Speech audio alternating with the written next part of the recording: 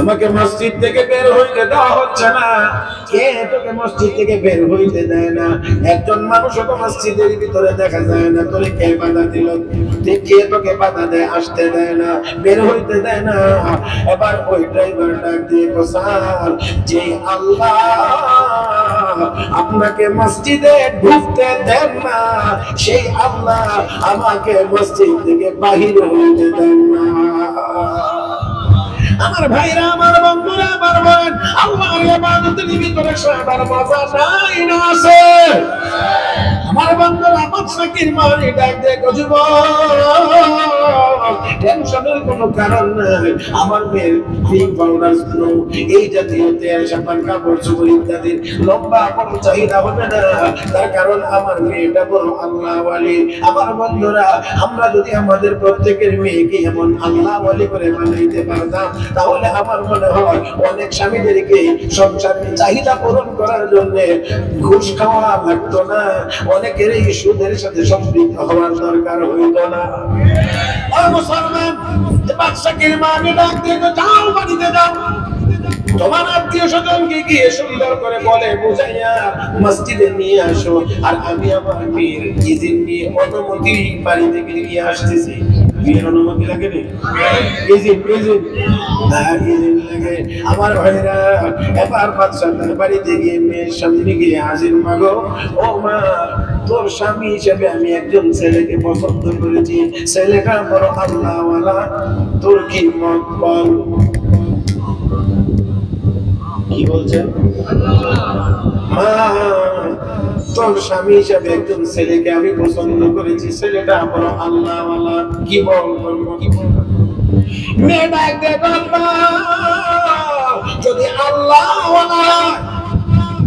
যদি আল্লাহওয়ালা আমার কোনো আপত্তি নাই, আমি রাজি আছি। এই আস্তে করে নাচতে করে নাচতে, কি ওয়ালা হইলে আব্বা, যদি আল্লাহ হয়ে থাকে আমার আর কোনো আপত্তি নাই। ও মুসলমান, এবার তিনি অনুমতি নিয়ে চলে আসলেন। যুবকটার বাড়ি ঘরের মানুষ নিয়ে মসজিদে হাজির হয়ে গিয়েছে।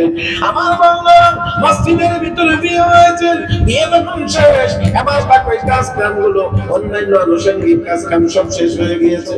এবার শ্বশুর ডাক দিয়ে জামাই রে, ও জামাই, যাও তুমি গিয়ে তোমার ঘরটা, তোমার রুমটা, যে রুমে তুমি থাকবা, এই রুমটা একটু গুছাই গেছে ঠিকঠাক করো। আর আমি আমার মেয়েটাকে সুন্দর করে সাজিয়ে তোমার বাড়িতে, তোমার রুমে আমি পৌঁছিয়ে দেব। একবার সুন্দর করে সাজিয়ে গুছিয়ে বাদশাহীর মানি তার মেয়েকে পৌঁছায় দিয়েছে। বাদশার মেয়ে এবার ওই ঘরে গিয়ে প্রবেশ করেছে।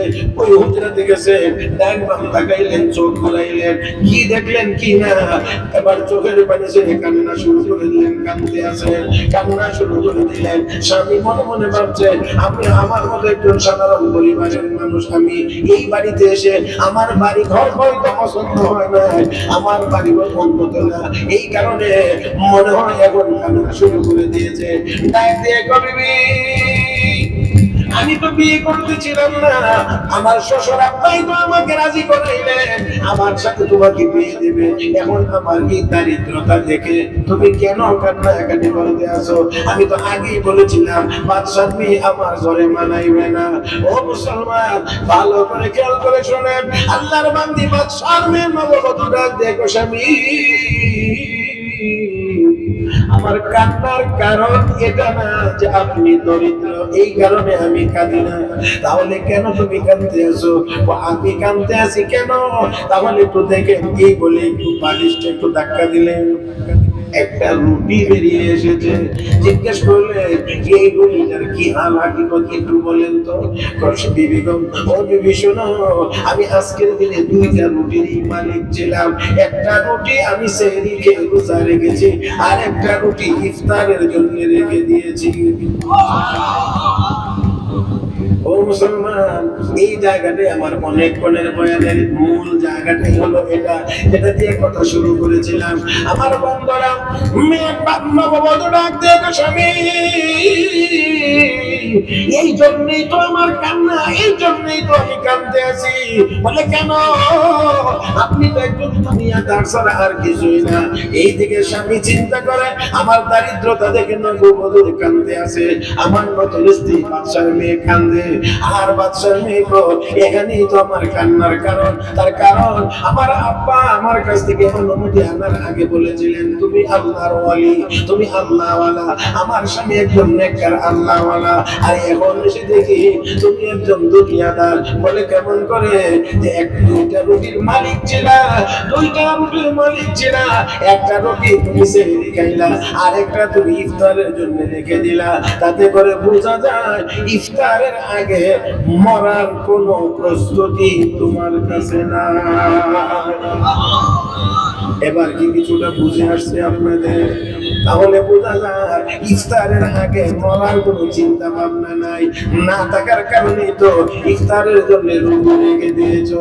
আমার বন্ধুরা, আপনারা বলেন একজন মানুষ রোজা রেখেছে এদিকে রাত ৩টা, ৩:৩০, ৪টা ইফতার করে গিয়ে ৬টা, ৬:৩০, ৫:৩০, পরে ৬টা, ৬টা, বিভিন্ন সময়ে মোটামুটি বলা যায় ১২, ১৩, ১৪ ঘন্টার ব্যবধান। মরতে কি এত সময় লাগে? আর আসতে মরতে এত সময় লাগে না।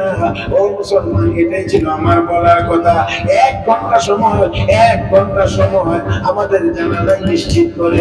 ১ ঘন্টা সময় আমরা বাঁচবো, এটা আমাদের কারো জানা। আরো জোরে, তাহলে মরণের প্রস্তুতি কখন নিবেন? এই মুসলমান, এবার ইনপুটটা আপনারা দেবেন। মরণের প্রস্তুতি আমরা কখন নেব? এক কথায় যদি বলি, এখনই তো নিবেন। মরার জন্য সবসময় প্রস্তুত হয়ে থাকতে হবে। মরার জন্য সবসময় প্রস্তুত হয়ে থাকতে হবে। জানা নাই কখন মরবো, কে জানেন? আরো জোরে। এই মালিক গাড়িতে করে চলছেন, ড্রাইভার গাড়ি চালাইতেছে, চলার পথে আজান শুরু হয়েছে। তো ড্রাইভার বলছেন, স্যার আজান হয়ে গেছে, আমি একটু নামাজ পড়ে আসি। আচ্ছা ঠিক আছে, গাড়ি পার্কিং করো, করে নামাজ পড়ে আসো। স্যার গাড়িতেই বসা। এমন বহু স্যার আছে আমাদের দেশে, উনি নিজে নামাজ পড়ে না, কিন্তু ড্রাইভারে নামাজ পড়ে, মালিক নামাজ পড়ে না, কর্মচারী নামাজ পড়ে, আছে না এমন? তো স্যার গাড়িতে বসা। এখন এই যুবক ড্রাইভার তো মসজিদে গেছে, নামাজ পড়ে, অন্যান্য মুসল্লিরাও গেছে, সবাই নামাজ পড়ে চলে এসেছে, কিন্তু সে তো এখনো বের হয়ে আসে না, শুধু নামাজই পড়ে, নামাজই পড়ে, নামাজই পড়ে। এক পর্যায়ে মালিক বিরক্ত হইয়া মসজিদের দরজায় গিয়ে হাজির, খেইতে গিয়ে হাজির, ডাক দিয়ে কয়, আব্দুর রহমান, শুধু বোঝানোর জন্য বলছি, নাম যেটাই হোক, হে আব্দুর রহমান, এখনো মসজিদ থেকে বের হস না কেন? খেয়াল করে আমার দিকে তাকিয়ে শুনেন, জবাব কি দেন? স্যার, আমাকে মসজিদ থেকে বের হইতে দেওয়া হচ্ছে না।